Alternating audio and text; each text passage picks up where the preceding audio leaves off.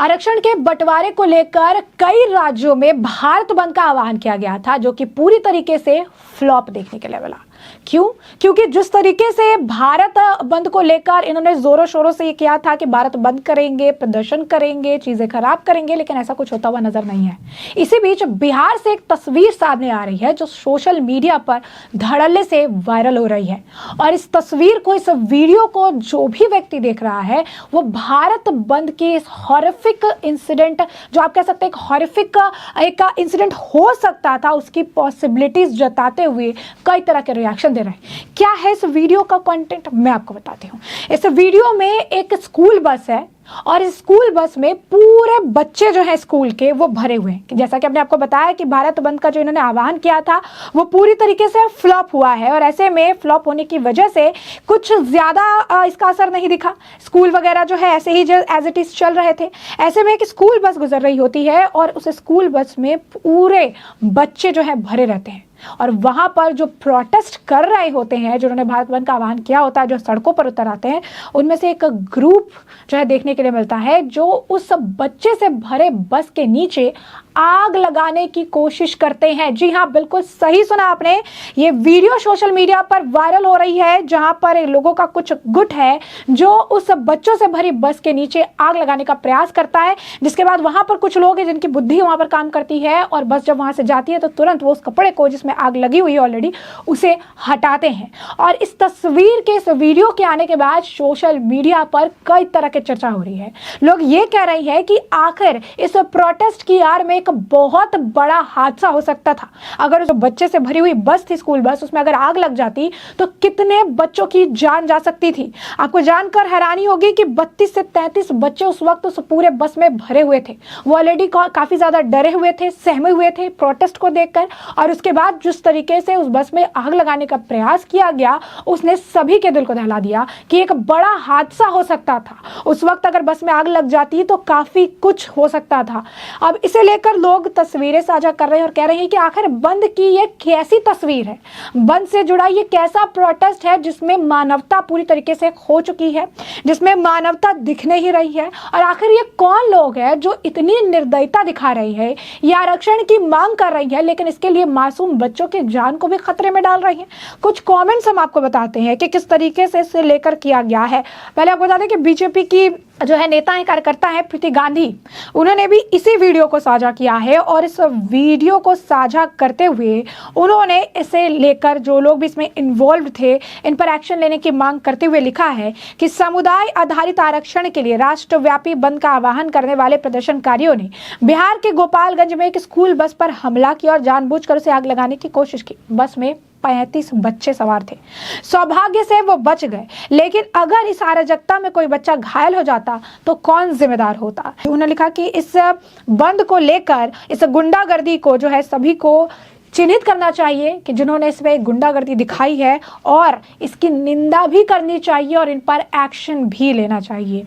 इसी तरीके से लगातार हम आपको बता दें कि ये तस्वीर सोशल मीडिया पर इस वक्त काफ़ी ज़्यादा, जो ये वीडियो है ये वायरल है, और जो लोग हैं वो काफ़ी ज़्यादा, अगर आप कहेंगे, शॉक में है कि कैसे बच्चों को भी टारगेट किया गया और कैसे बंद, जो कि फ्लॉप होता दिख रहा था, स्कूल चल रहे थे, दुकानें चल रही थी, कुछ बंद का अगर आप कहेंगे कि आसार ऐसा कुछ बहुत ज़्यादा इफेक्ट जो है देखने के लिए नहीं मिला, तो ये लोग जो है इन्होंने इस तरीके से अंजाम देने की कोशिश की। एक बहुत बड़ा हादसा जो है होते होते टल गया।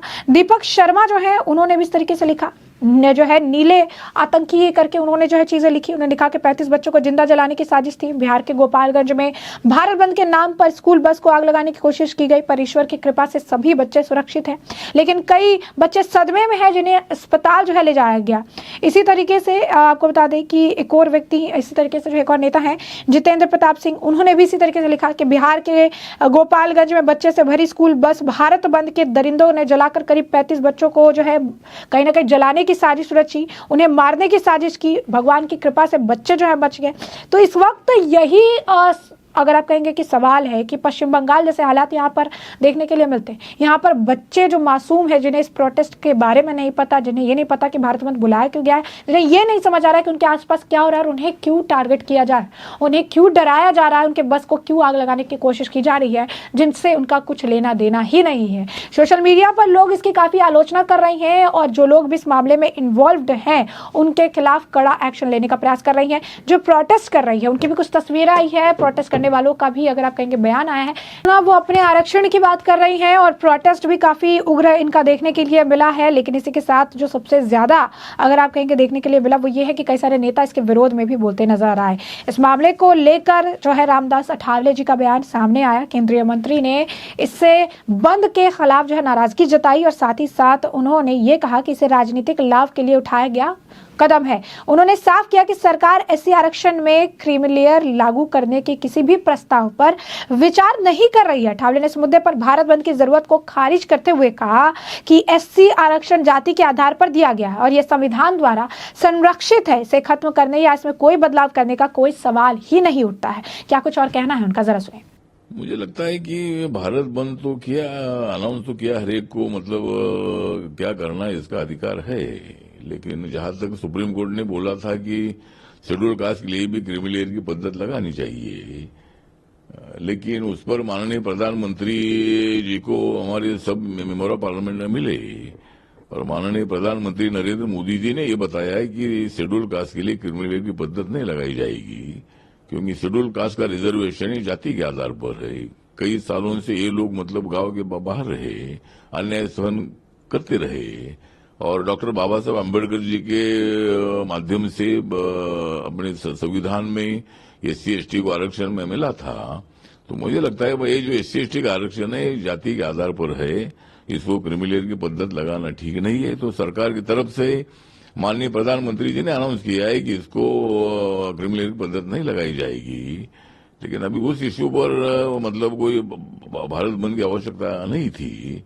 सरकार ने ऑलरेडी इसके संबंध में अपनी भूमिका रखी है। सरकार इसके संबंध में संसद में बिल भी लाएगा, लेकिन SC/ST को क्रीमी लेयर की पद्धत लगाने के विरोध में हम भी है, हम सब लोग उसके विरोध में है।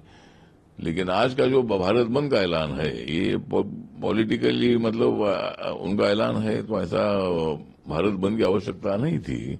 सरकार ने इसके पहले ही अनाउंस किया है कि हम क्रीमी लेयर की पद्धत को लागू नहीं करेंगे। जैसे कि आपने सुना, उन्होंने कहा कि भारत बंद के माध्यम से देश में अनावश्यक तनाव और भ्रम फैलाया जा रहा है, ये एक राजनीतिक कदम है और इससे संविधान का सम्मान नहीं किया गया।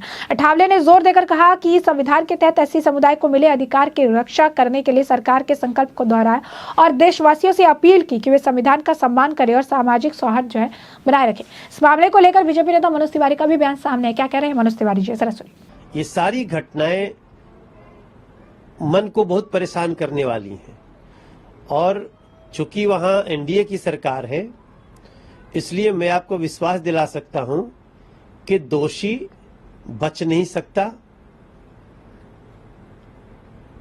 और जिसने भी ऐसा किया उसको कड़ी से कड़ी सजा होगी, पकड़ा भी जाएगा या जो भी पकड़ा गया है उसके ऊपर कड़ी कार्रवाई होगी।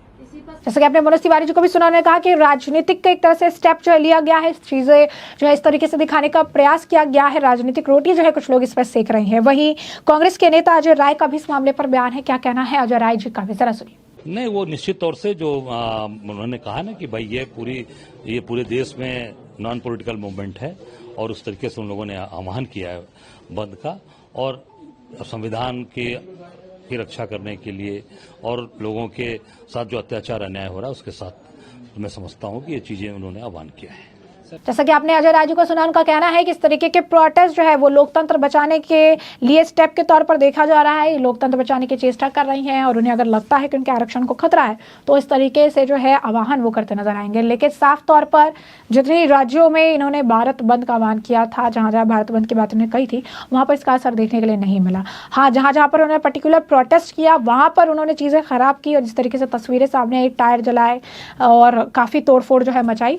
लेकिन इसके अलावा जो स्कूल थे, जो अगर आप कहेंगे बाजार थे, मार्केट थे, दुकानें थी, वो अपने टाइम से अपनी चीज़ें जो है वो कर रहे थे और इसमें कोई अलग या कुछ चेंज देखने के लिए नहीं मिला। यानी इनका जो भारत बंद का आह्वान था वो पूरी तरीके से फ्लॉप रहा। तो ऐसे में हमने आपको जो पूरा मामला है ये बड़े विस्तार से बताया कि ये पूरा मामला क्या है। इस मामले पर अब आपकी भी जो राय हो हमें कमेंट सेक्शन में कमेंट करके ज़रूर से ज़रूर साझा करिएगा। धन्यवाद।